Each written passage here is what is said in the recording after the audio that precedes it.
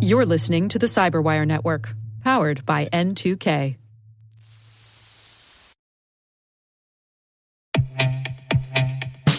Krogel is AI built for the enterprise SOC, fully private, schema-free, and capable of running in sensitive air-gapped environments.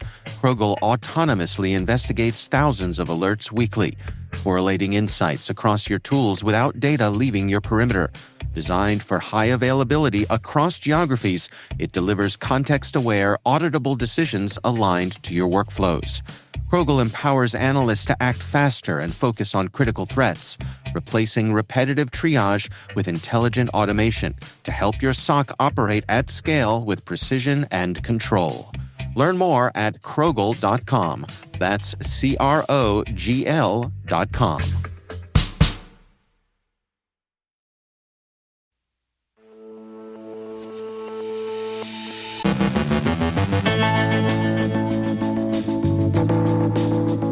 A DOGE employee leaks private API keys to GitHub. North Korea's Contagious Interview campaign has a new malware loader. A New Jersey diagnostic lab suffers a ransomware attack. A top-grossing dark web marketplace goes dark in what experts believe is an exit scam. MITRE launches a cybersecurity framework to address threats in cryptocurrency and digital financial systems.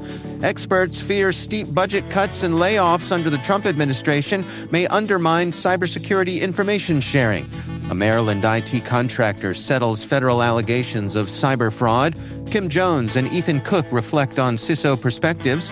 And a crypto hacker goes hero and gets a hefty reward.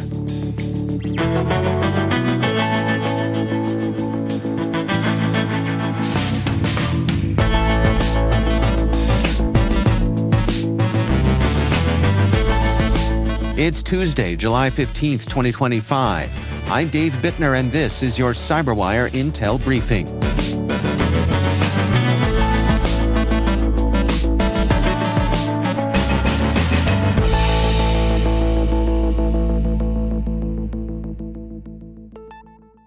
Thanks for joining us here today. It is great, as always, to have you with us.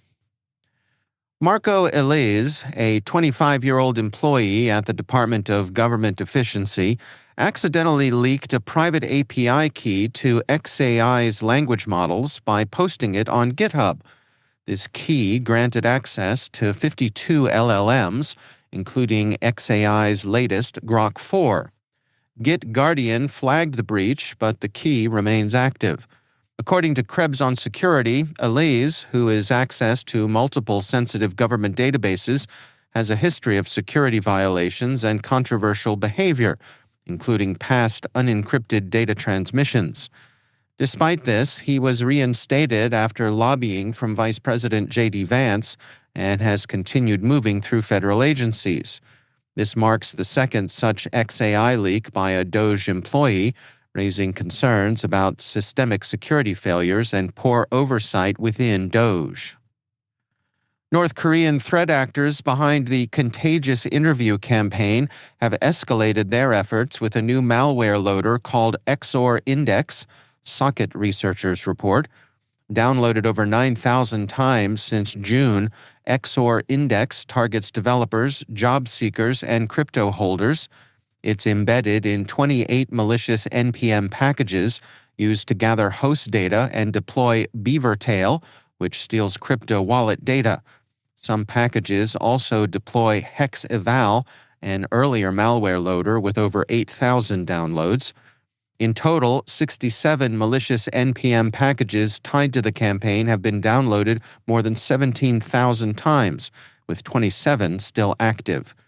The campaign, linked to North Korea's Lazarus Group, uses fake job offers and tools to trick users into installing malware. Socket has requested takedowns and account suspensions, warning of ongoing loader reuse and evolving obfuscation tactics. Avantic Medical Lab, a New Jersey-based diagnostic firm, suffered a ransomware attack and data breach by the Everest Group. On July 3rd, 31 gigabytes of sensitive patient data was leaked after the lab failed to engage with the attackers. The breach, first signaled on June 10th, exposed data from 2018 through 2023, including medical records, social security numbers, insurance details, and credit card information. Avantic has not yet notified patients. Those possibly affected should monitor accounts and consider credit protection steps. Abacus Market, once the top-grossing dark web marketplace in the West, has gone offline in what experts believe is an exit scam. Users began reporting withdrawal issues in late June, a common sign of admins disappearing with user funds. Though site admin MITRE blamed DDoS attacks and a surge in users from the shuttered Archetype marketplace, skepticism remained. TRM Labs suggests MITRE likely exited to avoid law enforcement, especially after Archetype's takedown. Abacus had been operating for 4 years, selling drugs, cybercrime tools, and counterfeit goods, with revenue surging 183% in 2024. Experts say law enforcement now focuses more on arresting vendors than shutting down marketplaces, as vendor arrests have a broader and longer-lasting impact across the dark web ecosystem. MITRE has launched ADAPT, a cybersecurity framework to address threats in cryptocurrency and digital financial systems.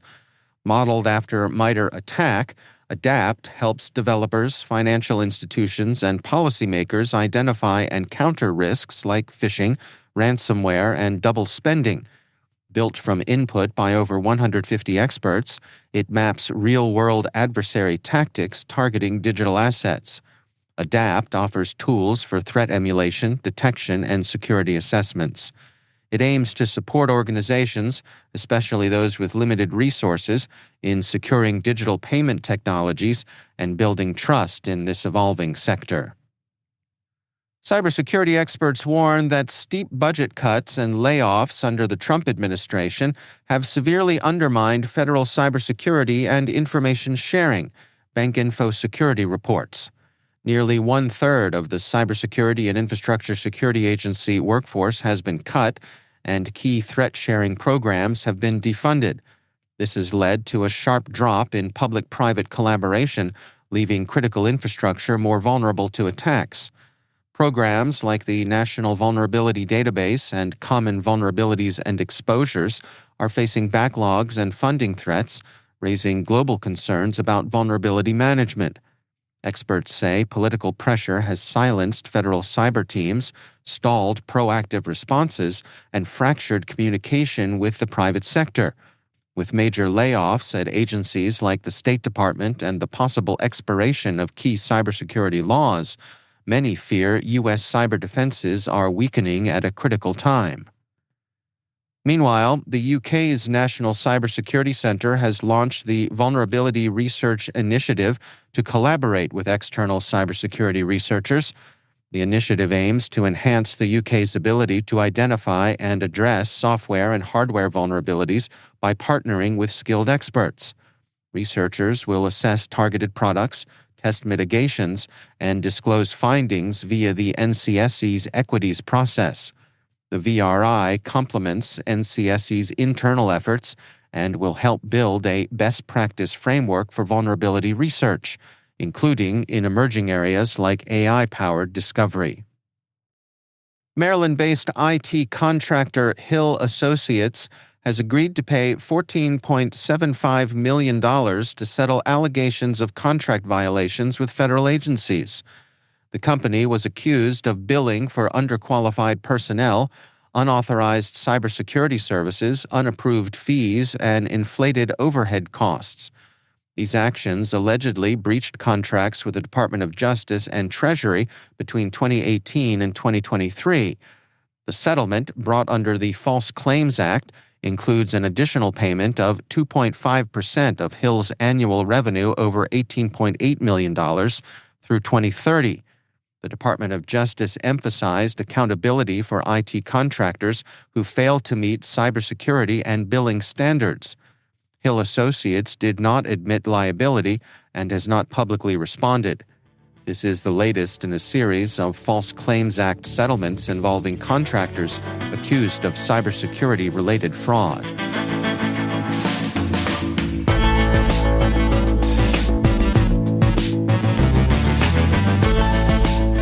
Coming up after the break, Kim Jones and Ethan Cook reflect on CISO perspectives, and a crypto hacker goes hero and gets a hefty reward. Stay with us.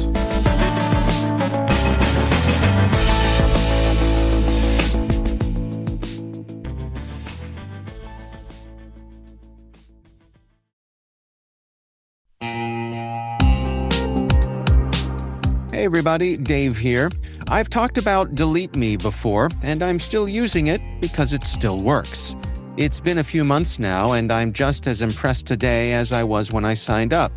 Delete Me keeps finding and removing my personal information from data broker sites, and they keep me updated with detailed reports, so I know exactly what's been taken down. I'm genuinely relieved knowing my privacy isn't something I have to worry about every day. The Delete Me team handles everything. It's the set it and forget it peace of mind. And it's not just for individuals. Delete Me also offers solutions for businesses, helping companies protect their employees' personal information and reduce exposure to social engineering and phishing threats. And right now, our listeners get a special deal, 20% off your Delete Me plan. Just go to joindeleteme.com/N2K and use promo code N2K at checkout. That's joindeleteme.com/N2K, code N2K.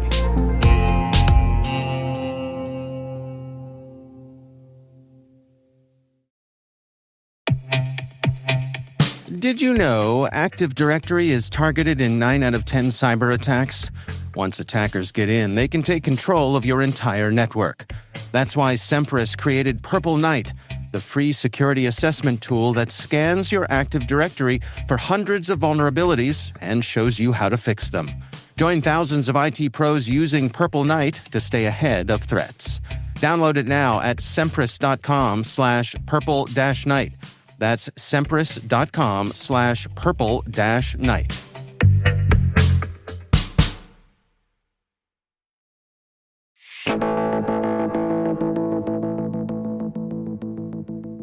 Kim Jones, host of CISO Perspectives, and Ethan Cook, our N2K analyst, recently sat down to reflect on highlights from this season of CISO Perspectives.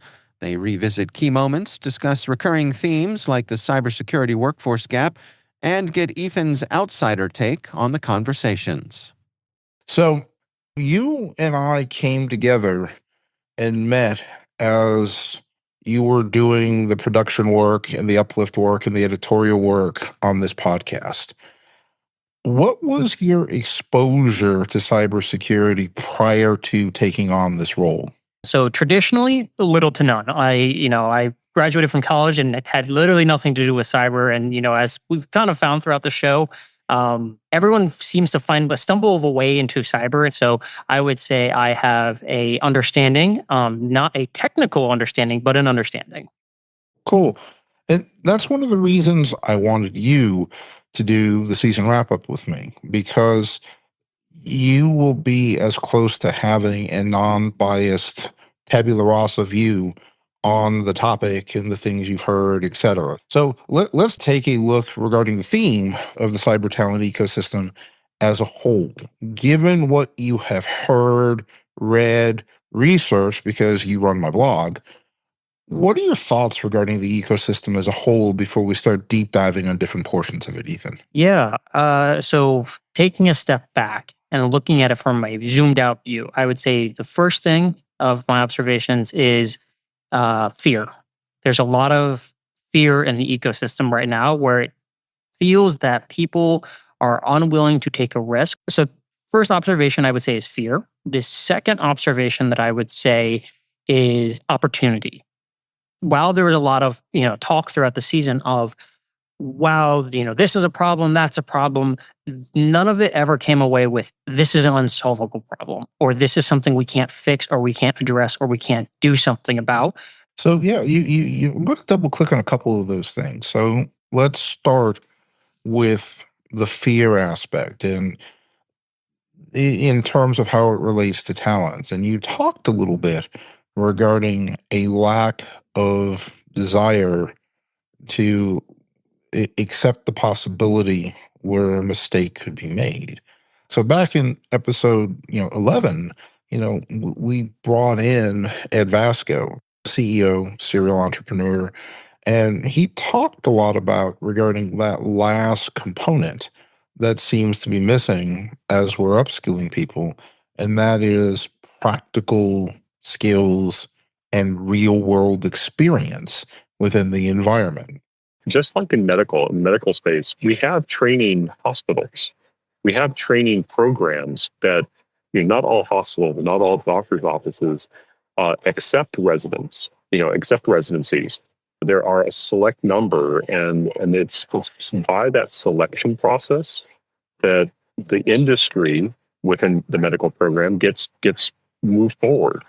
And so there's this self-selection. Most of these teaching hospitals are attached to a university. They combine the academic program and the experiential learning program. So I took the same kind of metaphor, same sort of alignment, and said, well, the benefit I have here is that I'm attached into a university. They've given me the opportunity to build these kinds of platforms.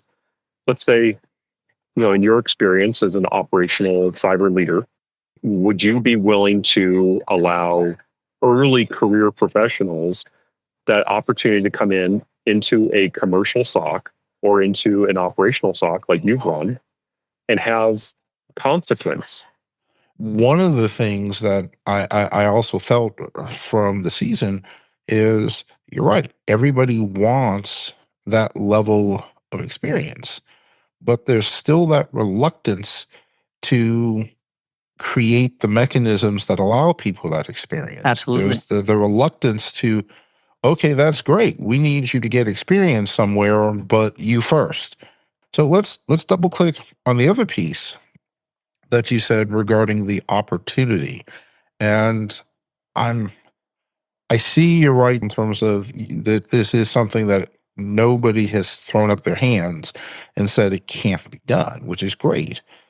But it seems to me that the nature of that opportunity is still ill-defined. And where I'm going back to is Will Markow's episode where he talked about the data regarding what is the nature of the cyber opportunity out there and the openings that are out there. You want to talk to me a little bit about that one? Yeah, for those who hadn't heard that episode, Will Markow came on and talked about CyberSeek data. And one of the things that I thought was just super illuminating about that conversation was how people are misusing CyberSeek data.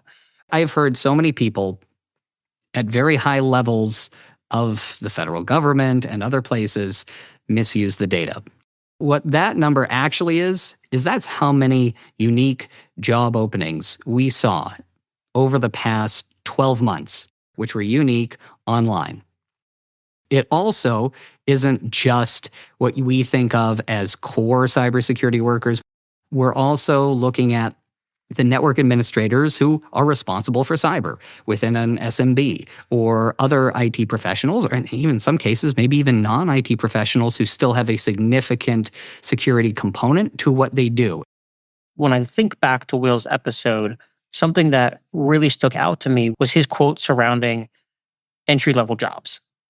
When we looked at this, we found that for every 100 entry-level jobs, we had 110 entry-level workers vying for that. That means that we actually had about 35,000 more entry-level individuals looking for cybersecurity jobs than we actually had entry-level cybersecurity jobs that they could fill.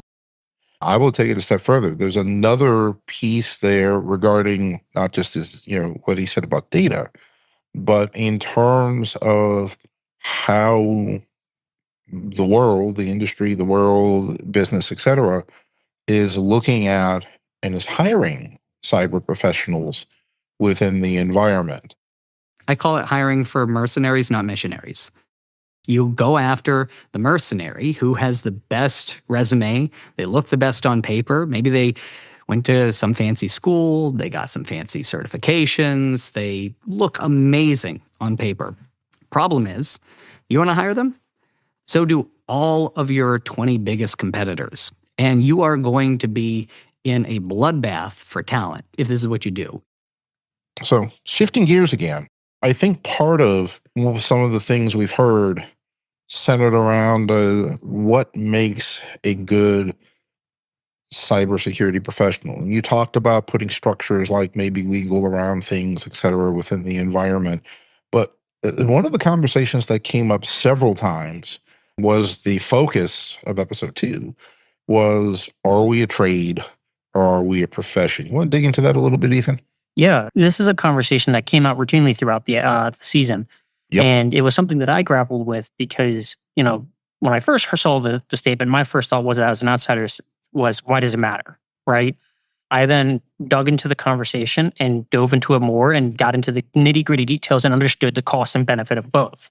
And I really liked both Larry's, who was in episode 2, and Ed's characterization of the two, with Larry arguing that it transforms midway through. I've actually given some thought to that simply because, and I'm going to say, I think we're both. I think we're both because of a couple of factors. When you think about the entry-level components, right? The entry-level component of getting into cyber is very trade adjacent, right? It's not about certifications. It's not about degrees. It's about skills, which is why we say you can come out of high school and do this. Because if you create, right, or foster certain skills on your own in high school, you can technically come into a cyber role and become proficient in the way that an organization needs you and go execute. So at that level, I see it akin to a trade. And then Ed arguing or stating that he believes that we're a profession with technical components. I lean towards the idea, and I expect that we are a profession that has technical representation. We have an opportunity to ensure that the pathways we create allow for people of not just diverse background, but diverse skills to engage in this field and achieve certain kinds of milestones at a career level. If we don't treat ourselves as a profession that has technical orientation, then we'll ultimately be relegated into a position that's that doesn't have business orientation, that doesn't have all the other things that we talked about for years. Between the two of them, and I think they bit the nail on the head, is that we are a profession. Cyber is a profession, and we have to treat it as one. But that doesn't mean we just ignore the technical aspects and just blindly tune those off and put our blinders on and pretend like those aren't there. Those are a reality that we should acknowledge and build into our systems, just similar to how other professions that have a technical system, maybe not technical in terms of technology, but technical aspects of them. They have a defined pathway that goes through it and a logical progression system, but they still have professional elements guiding the whole process. So what is the one thing that we haven't talked about that you want to make sure that we talk about, that we mention, et cetera, before we close this off? Yeah. So as I look at this problems that are related to this system, is this has been a issue that I have heard about since I've entered several years ago, and it doesn't seem like we're any closer to solving. It seems like we're, if anything, further away from solving. There needs to be, especially in the absence of and the decline of certain things like CISO programs or some of these things that are happening right now, there needs to be more industry leaders. I think one of the best quotes that you had, Kim, was when you talked about the first person to do it, it's always hard. When I talk to young or aspiring cyber professionals, I often hear that they're reluctant to apply for a position in a company because there's no one already there like them. Every time someone says this to me, my answer is the same. How the hell is it going to get any better if you don't show up? Folks, being the first at anything is hard. But if no one steps up to be the first person, nothing ever changes. Worse, you provide individuals in that company the excuse to keep their hiring practices unchanged, since they can't find underserved candidates to apply. The world doesn't change through complaining. It changes through direct action. Be the courageous hero. If there's no role model, become one. Show up. And while you were referencing diversity in that conversation, I think that applies to just about everything in life, which is it's never easy to be the person to say, I'm going to solve the talent gap. I think the better way, and the thing is getting people together as CISOs, as industry leaders, to come together and actually make progress and not do the same thing that we've already been doing for 10, 15 years, right? But if it matters, and if you're passionate about this, and from everyone that I have talked to throughout the season, and from the people that I've heard over the years, cyber is one of those industries where people are nothing if not passionate about this industry. Amen. Then if you're passionate about this and you're doing it for the right reasons, then yes, while it is exhausting and tiring, it is worthwhile and gives tangible value, not just to yourself, not to just your organization, not to just the neighboring organization, but to the people who are coming in the next 10 years, the people who your customers, who you are guarding their information or who you are protecting their financials, et cetera, whatever your industry may be. There is value to this outside of just, oh, I've gotten a paycheck raise, or oh, my job is secure for another 2 months, or whatever it may be. That was Kim Jones, host of CISO Perspectives, in conversation with N2K's Ethan Cook. If you enjoyed their discussion and want full access to the entire season and their full conversation, become a pro member to unlock every episode.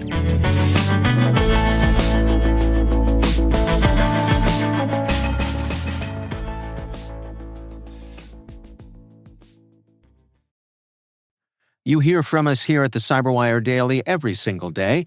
Now we'd love to hear from you. Your voice can help shape the future of N2K networks. Tell us what matters most to you by completing our annual audience survey. Your insights help us grow to better meet your needs. There's a link to the survey in our show notes. We're collecting your comments through August 31st. Thanks.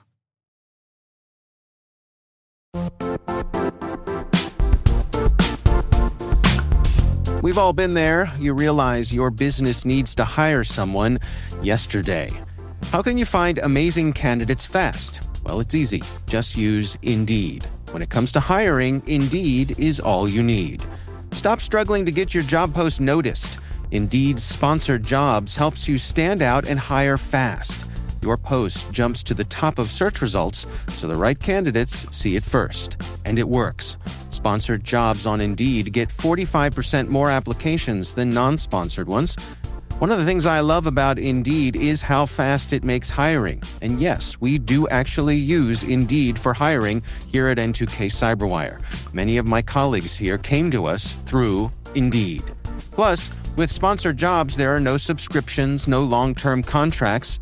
You only pay for results. How fast is Indeed?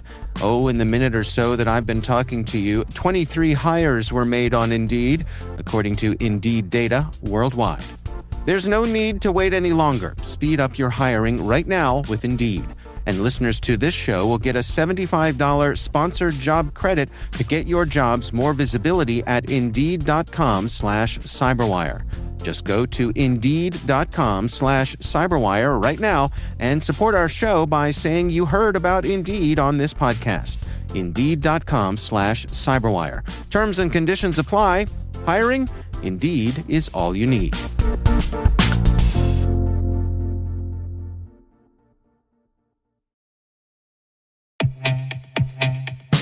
Krogel is AI built for the enterprise SOC. Fully private, schema-free, and capable of running in sensitive air-gapped environments, Krogel autonomously investigates thousands of alerts weekly, correlating insights across your tools without data leaving your perimeter.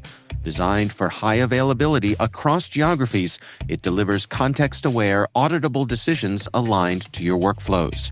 Krogel empowers analysts to act faster and focus on critical threats, replacing repetitive triage with intelligent automation to help your SOC operate at scale with precision and control.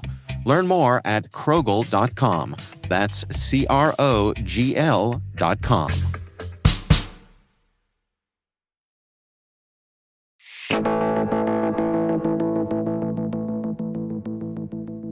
And finally, in the crypto world's latest twist of irony, a hacker who nabbed $42 million from GMX's Arbitrum-based liquidity pool has decided to turn white hat, returning the loot in exchange for a $5 million thank you bounty. The re-entrancy attack, a classic smart contract exploit, allowed the attacker to siphon funds before the system caught up, but rather than vanish into digital obscurity, the hacker opted for the Robinhood meets Venmo route: keep a cut, send the rest back. GMX now has the funds secured in its multi-sig wallet and is crafting a plan for redistribution.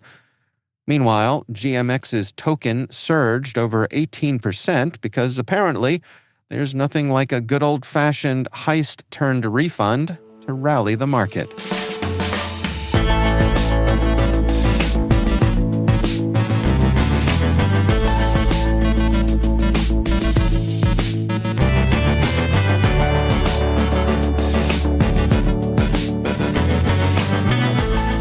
And that's the CyberWire. For links to all of today's stories, check out our daily briefing at thecyberwire.com. We'd love to hear from you. We're conducting our annual audience survey to learn more about our listeners. We're collecting your insights through the end of August. There's a link in the show notes. Please do check it out. N2K's senior producer is Alice Carruth. Our CyberWire producer is Liz Stokes. We're mixed by Trey Hester with original music by Elliot Peltzman. Our executive producer is Jennifer Iben. Peter Kilpie is our publisher, and I'm Dave Bittner. Thanks for listening. We'll see you back here tomorrow.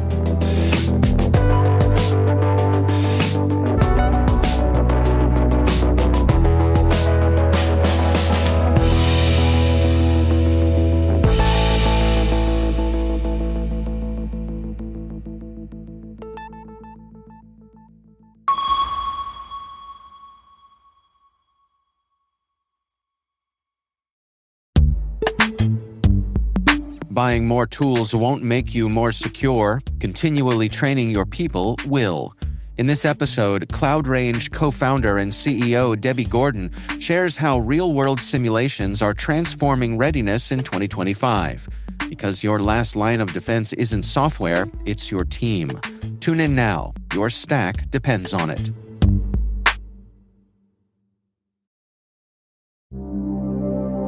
Hi, Kim Jones here. On CISO Perspectives, we get candid with the thinkers, doers, and trailblazers shaping cybersecurity leadership.